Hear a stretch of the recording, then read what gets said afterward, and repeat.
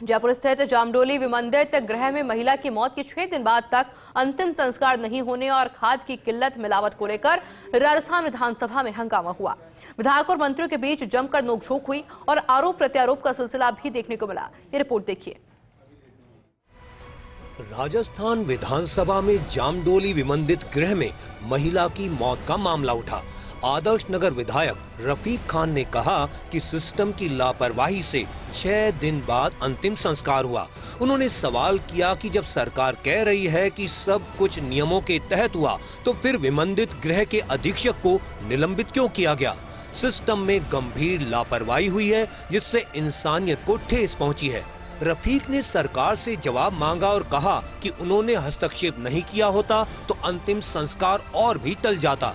वहीं सामाजिक न्याय और अधिकारिता मंत्री अविनाश गहलोत ने जवाब में कहा कि जब किसी अज्ञात व्यक्ति की मौत होती है तो उसकी पहचान सुनिश्चित करने के लिए प्रक्रिया अपनाई जाती है। इसी कारण अंतिम संस्कार में देरी हुई। हालांकि मंत्री गहलोत ने स्वीकार किया कि अधीक्षक की कार्यदक्षता में कुछ कमियां पाई गई थीं और इस पर एक मीडिया रिपोर्ट भी प्रकाशित हुई थी। उसी आधार पर अधीक्षक को निलंबित किया गया। एक बच्ची विमंदित गृह की 29/3 को भर्ती होती है और 1 महीने तक कोई सार संभाल नहीं होती। 29 तारीख को मृत्यु हो जाती है और 5 तारीख तक कोई अंतिम संस्कार नहीं किया जाता। प्रश्न पूछो, भाषण मैं यही पूछ रहा हूं, बार-बार सभी से कह रहा हूं, दिन के लिए कौन दोषी है? प्रश्न पूछो। 6 दिनों के लिए दोषी कौन है? मैं अगला प्रश्न पूछ रहा हूं सर। 6 दिन प्रश्न पूछो ना। 6 दिन तक अंतिम संस्कार भाषा का नहीं है। 29 तारीख को रात को 10 बजे उस महिला की बच्चे की मृत्यु हो गई। हमने दूसरी उसकी रिपोर्ट पेश करी। जैसे रिपोर्ट पेश करी, पुलिस थाना जामडोली ने एक मर्ग दर्ज किया। 27/9/2021 का कार्यालय अतिरिक्त महानिदेशक पुलिस अपराध शाखा राजस्थान का सर्कुलर है। उसके 7 नंबर पॉइंट में यह लिखा हुआ है कि अज्ञात मृतक का शव स्थानीय चिकित्सालय में कम से कम 72 घंटे तक सुरक्षित रखा जाए, जिससे परिजनों की तलाश कर उसकी पहचान स्थापित करने का अवसर मिल सके। कि किसी अज्ञात व्यक्ति की अगर अंतिम संस्कार होगा, उससे पहले राजस्थान सरकार की पुलिस है वो इस नियम को फॉलो करेगी, इसलिए ये देरी हुई है। वहीं विधानसभा में खाद की किल्लत और मिलावट पर हंगामा हुआ। प्रश्नकाल के दौरान सोमवार को खाद की उपलब्धता और मिलावटखोरी को लेकर विपक्ष ने सरकार को घेरा। नेता प्रतिपक्ष टीकाराम जूली ने कृषि मंत्री डॉक्टर किरोड़ीलाल मीणा से पूछा कि मिलावटी खाद बनाने वाली फैक्ट्रियों पर छापों के बाद कितनों को जेल भेजा गया।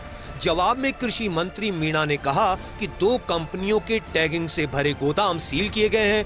विपक्ष का सहयोग मांगते हुए उन्होंने कहा कि मिलावटखोरों पर सख्त कार्रवाई होगी।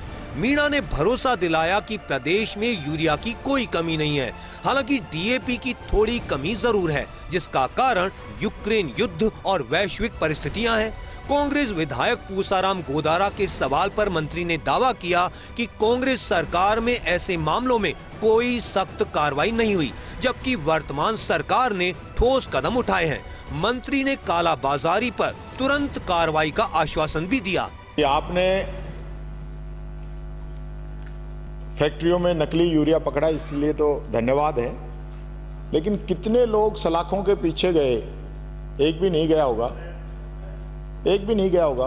वो बताया है ऐसे लोग जो किसान के साथ अन्याय कर रहे थे, उन लोगों के साथ क्या कार्रवाई की जाएगी? डीएपी के साथ माननीय मंत्री जी अलग अलग चीजें जो है वहां पे विक्रेता किसानों को दे रहे हैं। जो 1300 का कट्टा होना चाहिए वो 2300 तक का उनको मिल रहा है, तो इस पे भी सरकार क्या कार्रवाई करेगी? तो मैं आपकी जानकारी देना चाहूंगा, 2 बड़ी कंपनियों के गोदाम जो टैगिंग के भरे पड़े थे जयपुर में, हमने रेकी करके उन इफ्को और चंबल जो फर्टिलाइजर कंपनी थी उनके गोदामों के हमने यहीं सील कर दिया ताकि नीचे वो जा नहीं सका। ये हमने उसमें कार्रवाई की है। हम बिल्कुल कॉग्निजेंट हैं, बिल्कुल सतर्क हैं, किसी प्रकार की यूरिया और डीएपी की कमी नहीं आने देंगे। वहीं अर्जुन बामनिया के सवाल पर मंत्री बाबूलाल खराड़ी संतोषजनक जवाब नहीं दे पाए।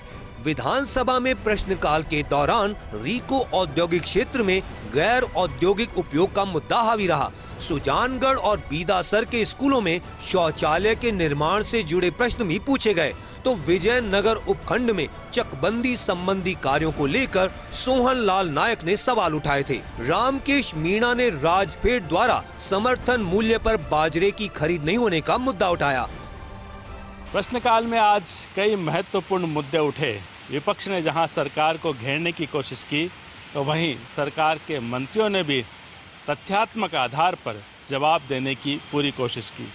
हालांकि इस दौरान बहस भी हुई, नोक-झोंक भी हुई, लेकिन जनता से जुड़े कई महत्वपूर्ण मुद्दों की गूंज आज सदन में सुनाई दी और यही प्रश्नकाल का असली महत्व होता है। कैमरामैन नरेंद्र के साथ Naresh Sharma, first India news, Jaipur.